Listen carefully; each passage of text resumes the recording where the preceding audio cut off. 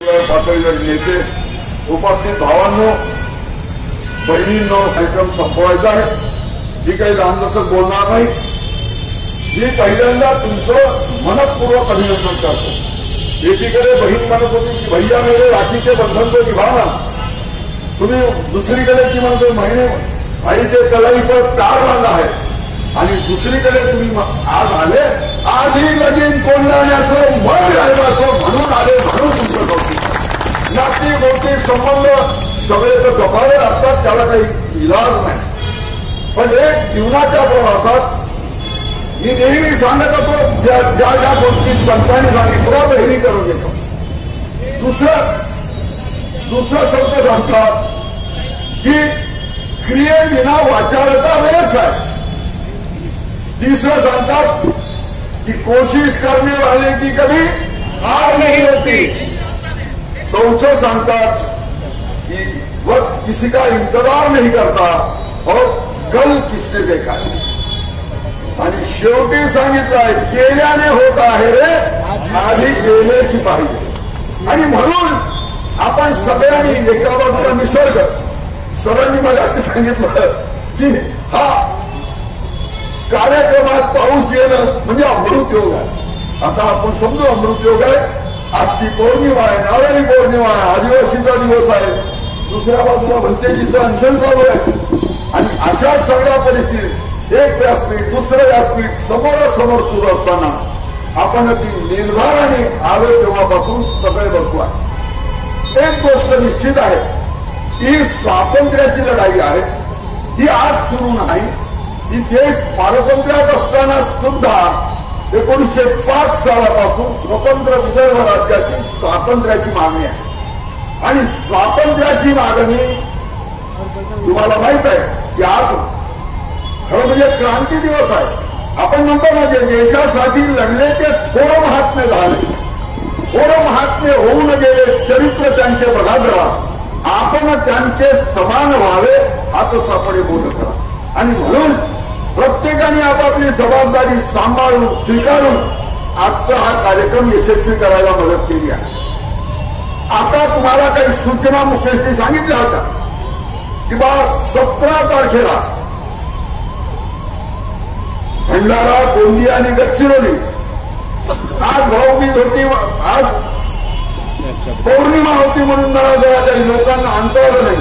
17 तारखेला भंडारा, गोंदिया आणि गडचिरोलीवाल्यांना तो हॉल भरला पाहिजे, ही जबाबदारी घेऊन इथून जायचं आहे. आता काही अस्थिर नाही.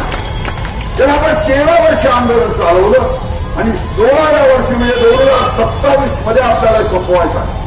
जनजागरण जेवढं जास्तीत जास्त करत जाऊ तेवढं लोकांपर्यंत जास्त जात नाही. 17चा गोंदियाचा मेळावा संपल्यावर आपला दुसरा मेळावा हा मेळघाटातल्या चिखलदऱ्याला, की आदिवासी भाऊ जे वंचित राहिले सगळ्या प्रवाहापासून, त्यांच्या मूळ हक्कापासून, मूळ वननिवासी असतानाही त्यांना त्यांचे अधिकार मिळाले नाही, त्यांना तुमची कुठे आहे हेही माहीत नाही.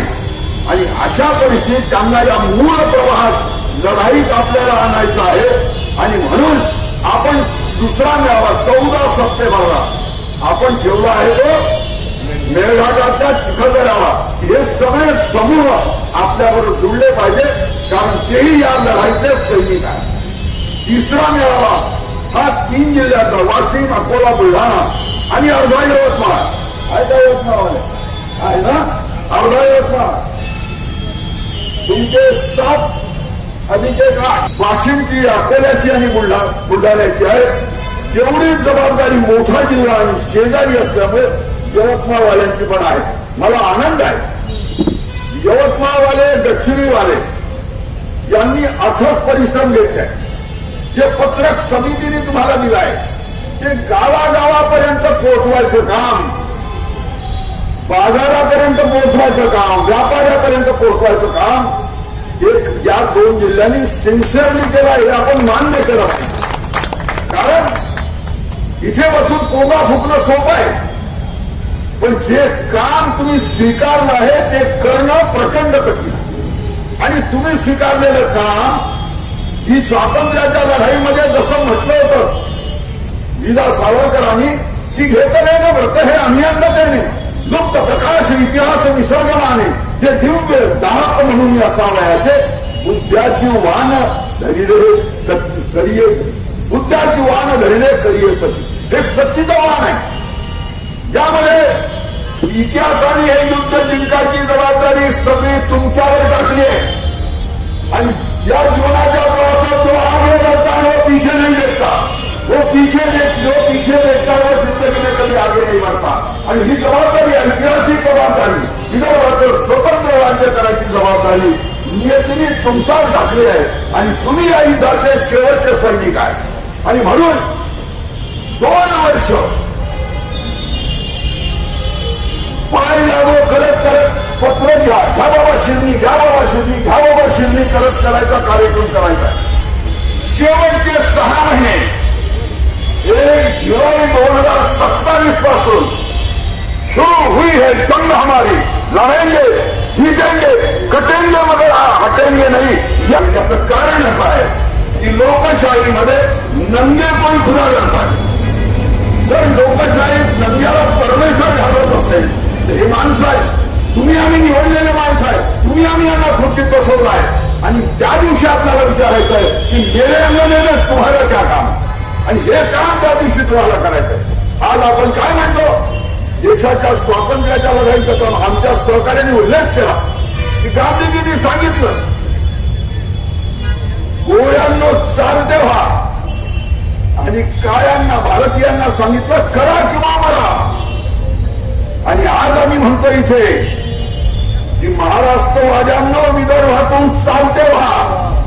ज्याच्या ओठात एक आणि पोटात एक आहे अशा विदर्भ विरोधी नेत्यांनो चालते व्हा. मेरे अंगने में तुम्हाला क्या काम है. आज दुसऱ्या बाजूला ज्या नेत्यांनी सांगितलं तो सरांनी उल्लेख केला, मंत्री त्यांनी सांगितलं होतं, लेखी दिलं होतं विदर्भवाद्यांना की आम्ही जर सत्तेत आलो तर विदर्भाचं राज्य करू. बिचारा मुख्यमंत्री एक बेचारा सारखा मारा तो, त्यांनी आम्ही आमगावपासून खामगावपर्यंत गेलो की आमच्या उलटे आले. शेगाव, खामगाव तो आमगाव. आणि तेव्हा म्हटलं होतं, मी काही सांगत नाही बाकीचं, पण तुम्ही आम्हाला राज्य द्या, आम्ही विदर्भाचं राज्य देऊ, तुम्ही सत्ता द्या, आम्ही राज्य देऊ. जरासंध वधातली एक 4 लाईन मी आपल्याला सांगतो. जरासंध वधामध्ये कृष्णाला जरासंधाला भीमाशी लढवायचं असतं, कारण तोही पहिला नसतो. पण जरासंधाला कृष्णाशी लढण्यामध्ये आनंद असतो, तो कृष्णाशी लढायला इच्छुक असतो. आणि अशा वेळेला कृष्णाने त्याच्याशी लढावं म्हणून तो कृष्णाला चिडवतो. काय म्हणतो, तू बहुरूपी खेळाची सोंगे, कृष्णाला म्हणतो जरासंध, तू बहुरूपी खेळाची सोंगे कोणते देवाच्या धर्माच्या नावात मत मारून निवडून आलेले, देवी भावरी भाविके म्हणते तुझे शिरत्व न्या माझे. या नेत्यांना जेव्हा मोदी खामोश म्हणतो तेव्हा हे चड्डी ही टोपी काही होतात आणि सू करतात. हे काही तुमचा प्रश्न सोडवू शकत नाही. म्हणून तुम्हाला हजार बरकत आहे. म्हणून तुम्हाला आपुली हिता असेल लागत. म्हणून माझं माझ्याजवळ आहे, तुझं आहे तुझ्यापाशी. म्हणून मनुष्य हाच आपल्या नशिबाचा करताय. म्हणून या कधीही तुम्हाला ही लढाई लावावं लागेल. 2.5 वर्ष काय ते पंचायत आज्ञा घेऊन बाजूला जावं लागेल. तुम्हाला मराठ्यांचा इतिहास माहित आहे की ज्या तानाजीने पोराचं लग्न बाजूला ठेवलं, पोराचं लग्न पाहिला तर जिवंत राहिला नाही. आणि लढता लढता त्या सूर्यभान नागोबाशी लढता लढता धावा तिथी पडला. आणि मराठे जेव्हा पळायला लागले तेव्हा शेलार मामा नावाच्या ज्येष्ठ सैनिकांनी मावळ्यांनी म्हटलं, अरे आहारे ध्यानानं कुठे पडता, ही मागचे दोर कापले आहे, आता लढा, मरा किंवा जिंका. आणि मराठ्यांनी मावळ्यांनी तो किल्ला कोणाला जिंकला. पण मावळ्यांनी म्हटलं होतं विजय आला पण शिव गेला. इतिहासामध्ये तुम्ही इतिहासाचे साक्षीदार आहात, तुम्ही इतिहासात घडवला, हे पुढच्यासाठी राहणार आहे. कारण आजचं राजकारण हा उद्याचा इतिहास आहे, कालचं राजकारण आहे आजचा इतिहास आहे. मराठ्याच्या युद्धांमध्ये जे 7 सैनिक राहिले होते मुघलांच्या लाखो सैन्यापुढे, आज इतिहासात नाव त्या 7 सैनिकाचं आहे मराठ्यांचा, लाखो सैनिकाचं नाही, हे आपण तुम्ही आणि लक्षात ठेवलं पाहिजे. आणि उद्याचे तुम्ही, मी नेहमी म्हणत असतो युवकांना, इंसाफी अगर बच्चों दिखाओ करके ये होने वाला राज, राज है तुम्हारा, इधर राज है तुम्हारा, नेता तुम्ही हो पाहिजे. उद्याचे नेते तुम्ही आहे, तुमचं तुम्हाला भविष्य घडवायचं आहे, तुमचं तुम्हाला राज्य घडवायचं आहे. आणि यांच्यापासून फारकत घेऊन आपल्याला केंद्र सरकारने घटनेच्या आर्टिकल 3 प्रमाणे हे राज्य निर्माण करावं, म्हणून सतत सतत सतत सतत असे कार्यक्रम घेऊन आपल्याला दबावच म्हणून सतत सतत नाक दाबून तोड उघडायचा प्रयत्न करायचा. आणि या निमित्ताने 9 ऑगस्ट देशाच्या स्वातंत्र्याच्या लढाईचा महत्वाचा दिवस. आणि त्या दिवसानंतर 45 वर्षात देशाला स्वातंत्र्य मिळालं आणि आपल्याला विदर्भाचं स्वतंत्र राज्य फक्त 2.5 वर्षात मिळवायचं आहे. त्यामुळे आज 13 आहे, 27 आणि 16 होईल. आणि आपण म्हणतो 16वं वर्ष डोक्याचं, म्हणजे त्या दिवशी ही चळवळ अगदी शेवटची जिंकू किंवा मरू या निश्चयी लढत पुढे जायचं आहे. आणि शेवटी विदर्भाचं राज्य मिळवून नव्या पिढीच्या हाती द्यायचा संकल्प तुम्ही आम्ही सोडायचा आहे. त्यासाठी आजची आजचा हा मेळावा आहे. आणि या निमित्ताने आपण सगळे आलात, सगळ्यांचं मनपूर्वक अभिनंदन. ते तक्रार